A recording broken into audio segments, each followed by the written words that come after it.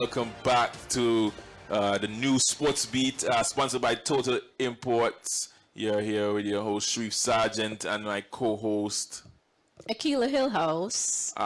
And with us, we have with us here, joining us, the president of the GNFC, Mr. Ricky Santos, and where he also has the director of football for GNFC-Gloucestershire over there in the UK, Mr. Antoine Thompson.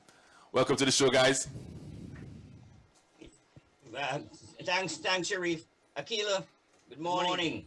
Good morning. How are you doing?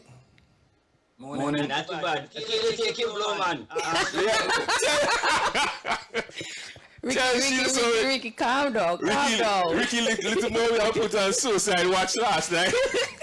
Yeah, it's okay. Spurs one game in hand right behind you. And the past this weekend. Spurs? Yeah.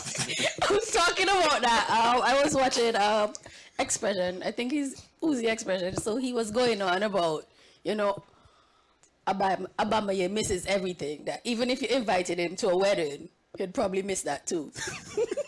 Well, anyway, welcome, guys. Ricky, for a lot of people who don't know, just give them a little history on GNFC. Oh gosh, a little history can take too long. Well, a brief summary, so they know what GNFC is and that it's not just UK-based fraternity. Okay, GNFC is Generation Next Football Club, and of course it's an Antiguan-based club. We just expanded just recently into the UK. It was started in 2012, and since then we've accomplished quite a bit in Antigua in particular. We have expanded, as I said, into the UK, and we also have a club that has been started already in Canada, in the Niagara Falls area. And we're branching out also, and we're hoping to head into Scotland and Barcelona next year and the year after. Okay, great. So now you guys are now in a league in the UK. Tell me how did this relationship come about, and how did that get started? Okay, well, first of all, it started with in terms of the UK club that I met Antoine Thompson, who is the academy manager for Cheltenham Town Football Club, which is in League One now. They just got promoted from League Two. Antoine is from Jamaican parentage, and we hit it off from the time we first met. And then I told him about our vision is to create clubs in various parts of the world, so that we can offer our Antigua and by extension Caribbean players the opportunity to come and play and hopefully get scouted into higher level teams. Antoine is the driving force, to be quite frank, in terms of the setup and the organization and the running of the club up here. Well, you guys, who want to see, you guys are still top of the league. How's the season going? We're currently second at the moment. Oh, so but closely. So, how's the season been for you? What's your summary so far of how you guys are doing? Yeah, for sure. It's it's been a positive start at the end of the day. For us, it's very much promotion is what we want. I think we are second at the moment. I think we're 1 point off top, but we still got to play the team above us twice in the league. So that'll be an interesting game when it comes about. But ultimately, in terms of the boys, the Antiguan lads, they've done well, when they played, which is nice, giving them opportunities. And to be fair to them, they're decent level and decent standards. So I think they've enjoyed their time. The most recent games, I'd say they haven't. It's been very, very cold. We've obviously snow before one of the games as well. So that was an interesting experience for them. But ultimately, they enjoy their football. It's what we're providing. But yeah, it's good fun. The challenges ultimately are it's for us to get the team out every week as such. Because there's such various boys that then progress onto another level of different teams over the week. So yeah, that's the biggest challenge. But we keep plugging away. Okay, so since you're on the topic. Sharife, if I can just step in here, Akeilah, I would like to let you know that even though we're in second position, 1 point behind the leaders, we're the only unbeaten team in the league right now. Okay. Go ahead, Akeilah. Okay, so that means you have like less games than them? You've played less games? We have 1 game less than them. Okay. We have one. They're 4 points ahead of us now, but we have a game in hand. Okay. I was going to ask, since you touched on the Antiguan players and the weather, just for the viewers and the listeners, name the Antiguan players that you currently have with you. Okay, but we have Amali Colburn, who is the captain actually of the team. He'll be heading back to Antigua next week. He hurt his back, so he's not playing in tomorrow's match. We have Lorenzo Jones also too. I think he used to play for Potters. So he's also up here, and he's heading back in the 9th and returning back up here in early January. And I want to say here that we have two lads from Montserrat that are presently playing with us too. Sydney Menz and Sejel Rodney. Both of them are presently attending Hartbury College and University. And they're actually up here through an initiative that was fueled by Generation Next Football Club and sponsored by the Calvinia Foundation. Of which I am proud to say I'm a part of.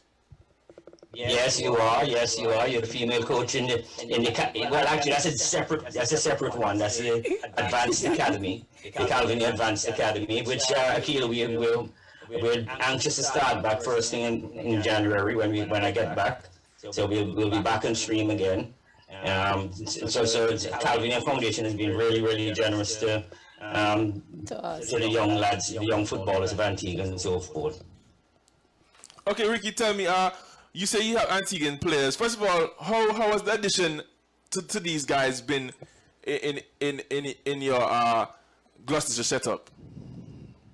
They've been very instrumental, as Antoine has just alluded to. They have been playing really well. Actually, Lorette, if it wasn't for the fact that Amali has been awarded a contract with South Bend Lions in Indiana through Generation Next affiliation with Kettering Football Club, the owner of Kettering Football Club, not only we have a personal relationship, but we have a formal partnership with them.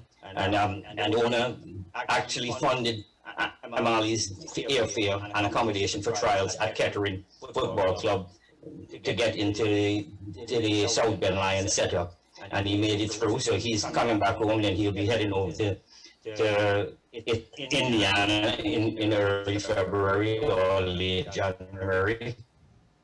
And he'll be playing in the USL, and hopefully he'll be coming back in time and start back again with Generation Next, unless he's awarded a contract to a higher level team. Having said that, through Antoine's connections also to up here in the UK, and Lorenzo is also playing along with us, and he's double registered, and he's also playing with a higher up league, the Cheltenham Saracens.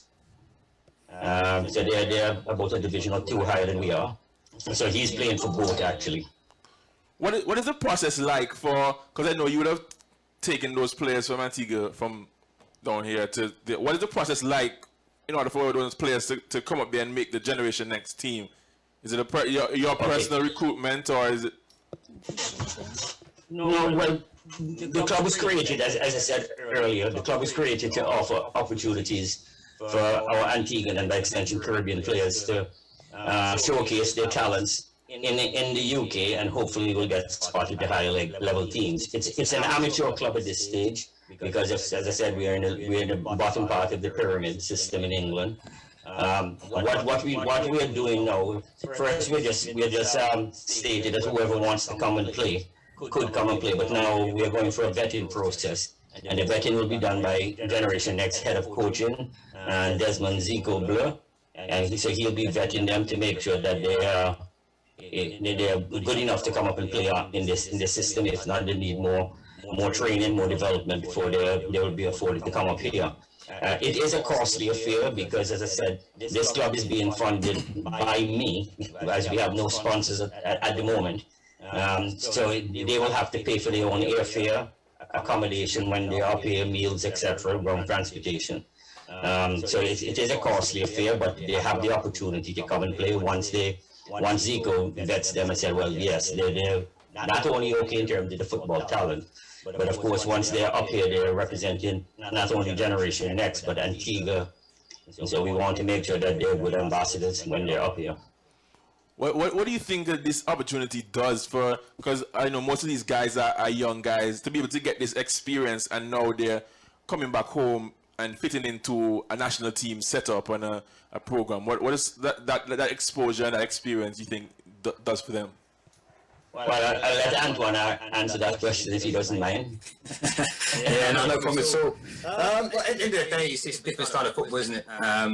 And in terms of the pitches as well, in terms of the weather, so it's different things about different challenges, you know. And I think a lot of these boys are moving away from home as well, you know, maybe for the first time over a long period of time, and ultimately playing against men, and it's. You know, it is a challenge for them, you know, and, you know, I think, you know, Marley's and the Lorenzas will, one day if you get interviewed there, I think they'll tell you about their experiences, but ultimately it's a different game over here, and it's them adapting to that, you know, which they have done over time, which is good to see, and actually brought out the character in them as well, which is nice. But like I said, the biggest challenge is, and it will always be, especially this period of time, is the weather, you know. It is very cold, and it's for them to deal with that and still play their stylish, flary football in this sort of environment. What has the feedback been like? Like you said, the different style, and these Antiguan players coming now and being there with the UK-based players, and how is that cohesion and that chemistry? Yeah, for sure. It's worked fine, to be honest. You know, in terms of the rest of the team as such, they're young lads. Based on our, so as Chatham Town, we have obviously an academy program, but we also have a development program as well. So we've got a lot of boys on our development program that are in college and studying and playing football full time. So a lot of those boys come and play for a generation next to ensure that there's a squad to always put out, but also give them an opportunity to play men's football as well. So everyone's in a win-win situation there and getting plenty of football. So actually, you know, the Amalis and the Lorenzos, you know, they're playing with well, people like myself as well, to be fair, but a few senior people. But ultimately, the rest of the boys are actually quite young themselves. You know, 16, 17, 18-year-olds. So naturally, I think they gravitate to each other, being around a similar age group, and yeah, it's that communication. It's not a communication barrier, but obviously being from Antigua, the accent is different, and also, you know, the boys will pick up on that, and between both sides, you know, have a joke and have a laugh, and just which is nice for football. And ultimately, when you win games, I think it's always a positive atmosphere. It'd be interesting when we start losing, though. So you're saying the English guys over there? Go ahead, Ricky. Yeah, Sharife. Yeah, Sharife, if I can just interject a few words here, the lads from Montserrat also, they're doing really well, Sydney and Seal. They're playing, once again, dual. They're playing for Hartbury. The Hartbury is in the pyramid system also too. So they're playing for Hartbury and they're playing for us. Most of the time Sydney plays for us more so than Hartbury, but CGL plays more for Hartbury than for us. But it's a good synergy, and the reason for the Hartbury is because I am Antigua's educational representative for Hartbury. So that is the synergy that's created there. So these lads from Montserrat are really doing well also too. So I don't want to exclude them and just talk about our Antiguan players. So Antoine, you're telling me that the UK guys over there speaking dialect? They try to, yeah. Well, you spoke about, Ricky told me that you double as a player. What is that experience like, knowing you have to make sure everything is running well, and at the same time, of course, dealing with your own development, making sure your level of play is up to par? Yeah, for sure. You know, no doubt it's a challenge, especially when Ricky's around and he wants to do an interview before the kickoff. You know, that's very challenging. But it's you know, listen, it's new for me. I'll be honest. Player manager type role. I mean, I've coached for years. I mean, I'm an A licensed qualified coach, so that's not an issue. But in terms of actually, like you said, getting on the pitch, playing, but also making sure the team is set up in the right way, etc., has been a nice learning curve for me. But interestingly, what I find is, yeah, when we set the team tactics and we go out and play, it's very much having a manager on the pitch, really, and almost like a captain, I guess, is what I ultimately be, but obviously with Marley being the actual captain. But it's that talking to the boys on the pitch, and you can help you can help educate and give them that, I guess, real life feedback and experience as you're playing. Whereas on the sideline, you have to probably wait till half time if they say something to a player, or you can shout across the pitch, but they might not quite understand what you're saying. So when you're actually in the action, and you can work with them on their, the tactical side of the game, especially positioning where they should be, and the blind side of the defender and stuff like that. It's really interesting, and it's been news for me from a coaching perspective actually to see that actually when you're with them, how much of an impact you can have as well as a player. Awesome. We wish you guys the best of luck. We're going to take a quick break. When we come back, Ricky, you can talk to us a little bit about the plans that you have for the team here and the younger guys as you come back in January. Sure, I will. So stay with us.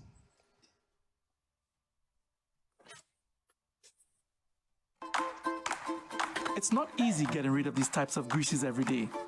It's hard work. But if you really think about it, it's not really us doing the cleaning. At Total Import Supplies, we believe it's all about the product. Our extensive new line of ChemClean products are extremely concentrated, eco-friendly, effective, and guaranteed to make your life a whole lot easier.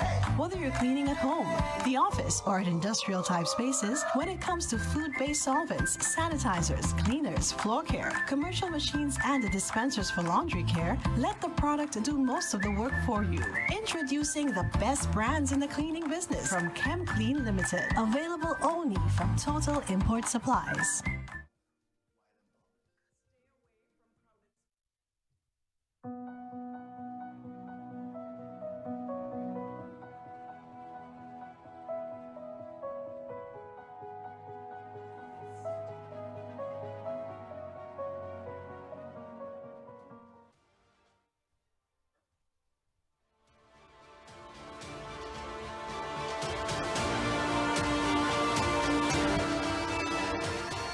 All right, guys, welcome back to ABS Sports Beat, sponsored by Total Imports. We're here speaking with the president of GNFC, Mr. Ricky Santos, and the director of football for GNFC-Gloucestershire, Mr. Antoine Thompson.